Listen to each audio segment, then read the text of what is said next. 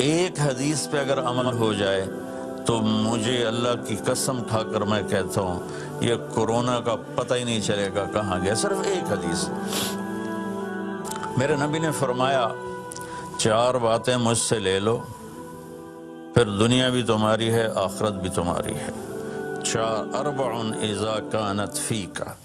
4 باتیں لے لو مجھ سے پھر دنیا بھی تمہاری ہے آخرت بھی تمہاری ہے. تمہیں کوئی ٹیڑھی آنکھ سے نہ دیکھ سکے گا, تمہیں کوئی نقصان نہ پہنچا سکے گا کہ تمہارے رب کا سایہ تم پہ چھا جائے گا. تو 4 باتیں کون سی ہیں؟ صدق و حدیث, ہمیشہ سچ بولنا, جھوٹ نہ بولنا. اب مجھے بتائیں, سارے یہ اینکرز بیٹھے ہیں, سارے ہمارے وزیر اعظم بیٹھے ہوئے ہیں, ہم کتنا جھوٹ بول رہے ہیں, ہم کس قدر جھوٹی قوم ہے. ہم اس جھوٹ کے ساتھ اللہ کی بارگاہ میں کوئی مقام نہیں لے سکتے. تو میرے نبی نے پہلی بات فرمائی صدق و حدیث, سچ بولنا. دوسری بات فرمایا حفظ امانت, کبھی کسی کو دھوکہ نہ دینا. یہ میرے نبی نے فرمایا میرا امتی ہر گناہ کر سکتا ہے, 2 کبھی نہیں کرے گا, ایک جھوٹ کبھی نہیں بولے گا, ایک دھوکہ کبھی نہیں دے گا. تو وزیر اعظم صاحب آپ اکیلے ہیں, دیانتدار ہیں, اللہ سے رونے دھونے والے ہیں, مانگنے والے ہیں, لیکن 22 کروڑ لوگوں میں سچے کتنے ہیں؟ 22 کروڑ لوگوں میں دیانتدار کتنے ہیں؟ ایک بہت بڑے چینل, میں ہاتھ جوڑ کے اینکر بیٹھے ہیں, معافی مانگ کے بات کر رہا ہوں, ایک بہت بڑے چینل کے مالک نے مجھ سے کہا کوئی نصیحت کرے. میں نے کہا چینل سے جھوٹ ختم کر دو. کہا پھر چینل ختم ہو سکتا ہے, جھوٹ نہیں ختم ہو سکتا. تو جہاں جس کو, یہ صرف پاکستان کی بات نہیں, پوری دنیا کا میڈیا جھوٹا ہے اور سب سے زیادہ جھوٹ بولا جاتا ہے. اور میرے رب کو, میرے نبی کو جھوٹ سے نفرت ہے. میرے نبی نے فرمایا پیاز کھا کے مسجد میں مت آؤ کہ فرشتوں کو تکلیف ہوتی ہے, بو ہوتی ہے. لیکن میرے نبی نے فرمایا جب کوئی مرد عورت جھوٹ بولتا ہے تو فرشتے اس کے منہ کی بدبو سے 3 میل دور بھاگ جاتے ہیں. تو جھوٹ اور خیانت کے ساتھ ہم کسی آفت کا مقابلہ نہیں کر سکتے. آپ نے فرمایا صدق و حدیث, حفظ و امانت, سچ بولنا چاہے جان چلی جائے, اور دھوکہ نہ دینا. مسلمان کسی کو دھوکہ نہیں دیتا ہے. تیسرا فرمایا حسن و خلیقت, اپنے اخلاق اچھے کرنا, اور اخلاق کا سب سے اونچا مقام حیا ہے. اب میں کیسے بات کروں؟ میرے دیش میں حیا کو کس نے تار کیا؟ میرے دیش کی بیٹیوں کو کون نچا رہا ہے؟ ان کے کپڑے لباس مختصر کون کروا رہا ہے؟ یہ کس کے گردن میں یہ گناہ ڈالوں؟ میں مجرم ہوں, میں نے اپنی قوم کو نہیں سمجھایا, میں اللہ سے معافی مانگتا ہوں.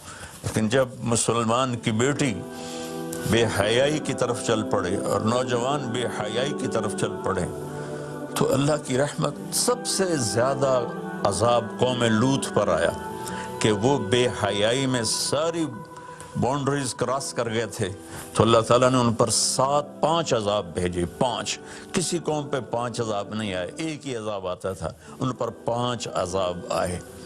تو تیسری بات میرے نبی نے فرمائی ہے کہ حیا والے بنو, حیا والے بنو. لیکن میری نسل ہے, مجھ سے خان صاحب نے بات کی تھی پہلی دفعہ کہ میں چاہتا ہوں کہ میری یوتھ اللہ کے نبی کے ساتھ جڑے, چونکہ جو ہمارے کالج ہیں, ہماری یونیورسٹیز ہیں, ہمارے خاص طور پر جو یہ پرائیویٹ سکولز ہیں, یہ امت کو, نوجوانوں کو اللہ رسول سے کاٹ رہے ہیں. تو اللہ تعالیٰ یہ پہلا شخص ہے جس کے لیے میرے دل سے دعا نکلی جب اس نے کہا کہ میں نے آپ کو اس لیے بلایا ہے کہ میری قوم اپنے نبی کے ساتھ کیسے جڑ جائے. میں کیا بتاؤں, جب تک اس بے حیائی کو نہیں ہم روکتے, اور کوئی روک نہیں سکتا ہے, اندر سے نیت نہ ہو. سرنڈو ماڈل سکول میں میں نے میٹرک کیا ہے, ہمارے ایک وارڈن, میں ہاسٹل میں رہتا تھا, وہ آ گئے نمازی تھے، انہوں نے نماز کی سختی کر دی، ہم بے وضو جا کے کھڑے ہو کر نماز پڑھ لیتے تھے، بے وضو، کیونکہ ڈنڈا انسان کو انسان نہیں بناتا ہے جب تک انسان اپنے من میں ڈوب کر پا جا سراغ زندگی۔ تو اگر میرا نہیں بنتا نہ بن، اپنا تو بن۔ یہ تو اپنے اندر دل دریا سمندروں ڈوبے کون دلاندیاں جانے ہو، وچے بیڑے وچے جھیڑے وچے ونج مہانے ہو۔ میری قوم جھوٹ چھوڑ دے، میری قوم بددیانتی چھوڑ دے، میری قوم بے حیائی چھوڑ دے۔ وعفت فی طعمت، آخری بات میرے نبی نے کہا رزق حلال کھاؤ، رزق حلال کھاؤ، رزق حلال جو صبح سے شام تک، من امسا کالن بعمل یدہ امسا مغفور لہ، جو صبح سے شام تک رزق حلال میں تھک جاتا ہے اس کے اس دن کے سارے گناہ معاف ہو جاتے ہیں۔ تو میں وزیر اعظم صاحب سے اپیل کروں گا کہ پوری قوم سے جیسے ڈونیشن مانگا ہے ایسی پوری قوم سے چلے۔ میں آپ کی طرف سے اپیل کرتا ہوں کہ کل یا آج رات رمضان کی آئے گی، ساری قوم 2 نفل پڑھے اپنے اپنے گھروں میں، اور ایک تسبیح لا الہ الا انت سبحانک انی کنت من الظالمین، جس کو یاد ہے پڑھ لے، جس کو نہیں یاد ہو استغفر اللہ کی ایک تسبیح پڑھ لے، اور پھر سب اللہ کے سامنے ہاتھ جوڑ کے معافی مانگ۔ اور اللہ تعالیٰ کہتا ہے ما من یوم الا والبحر یستاذن فی ان یغرق ابن آدم، روزانہ، یہ مسند احمد کی روایت، روزانہ سمندر کہتا ہے یا اللہ اجازت دے میں چڑھ جاؤں اور ان کو بہا دوں۔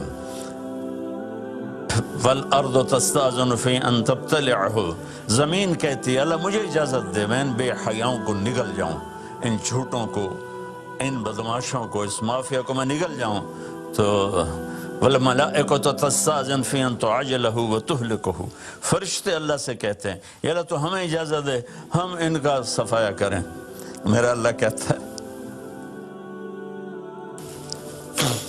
دعو عبدی فانا عالم بعبدی منکم، جاؤ جاؤ اپنا کام کرو، یہ میرا بندہ ہے اور میں جانوں میرا بندہ جانے۔ ان کان عبدکم فشانکم بہی، تمہارا بندہ ہے تو مار دو، ان کان عبدی فمنی ولی منی ولی عبد، اگر میرا ہے تو میں انتظار کروں گا، میں انتظار کروں گا۔ پچھلی قوموں میں ایک طوائف نے کتے کو پانی پلایا تو اللہ نے اس کی بخشش کر دی، معاف، ہم تو مائل بکرم ہیں، کوئی سائل ہی نہیں، کوئی مانگنے والا تو ہو۔ ان 4 چیزوں نے ہماری ہر چیز بکھیر دی، توڑ دی۔ کسی بھی قوم کے لیے جھوٹ، بددیانتی، بے حیائی اور رزق حرام یہ ان کو تباہ و برباد کر دیتا ہے، اور کوئی قوم سچائی، دیانتداری، پاک دامنی اور رزق حلال پر ہوگی تو اللہ کا سایہ ان پر چھا جائے گا، اور دنیا کی کوئی طاقت ان کی طرف آنکھ اٹھا کر نہیں دیکھ سکتی۔ ہم تو اجڑے چمن کے مالی ہیں، عمران خان کو اجڑا چمن ملا ہے، کہاں تک آباد کر سکے گا، اللہ اس کی مدد کرے۔ چمن کے تخت پر جس دم شہ گل کا تجمل تھا، ہزاروں بلبلیں تھی باغ میں، ایک شور تھا، غل تھا، کھلی جب آنکھ نرگس سی، نہ تھا جز خار کچھ باقی، بتاتا باغ مارو رو، یہاں غنچہ یہاں گل تھا، یہاں غنچہ یہاں گل تھا۔ ابھی عمران صاحب نے یرموک کی اور قادسیہ کی بات کی، کتنے تھے؟ 30,000 تھے خالد ابن ولید کے کمانڈ میں، اور سامنے باہان جو تھا وہ 3 لاکھ کا لشکر لے کر آیا ہوا تھا، اور قادسیہ کے میدان میں بھی 30,000 صحابہ تھے، اور ادھر سے جو رستم تھا وہ 3 لاکھ کا لشکر لے کر آیا ہوا تھا، ان کے ساتھ اللہ تھا۔ ہم اللہ کو ساتھ لیں، سارے اسباب اختیار کریں۔ مالداروں سے کہتا ہوں، میں نے اپنا کلپ الگ ریکارڈ کرایا کہ اس سال ساری زکوٰۃ ان غریبوں میں تقسیم کریں۔ آپ تک تو ہر آدمی نہیں پہنچ سکے گا، اپنے اپنے علاقے میں جو مالدار لوگ ہیں وہ اپنی زکوٰۃ غریبوں میں ان میں تقسیم کریں، ان کے گھر جا کر دیں۔ کسی ایک کی دعا لگ گئی نا تو 7 نسلیں ہماری آباد ہو جائیں گی۔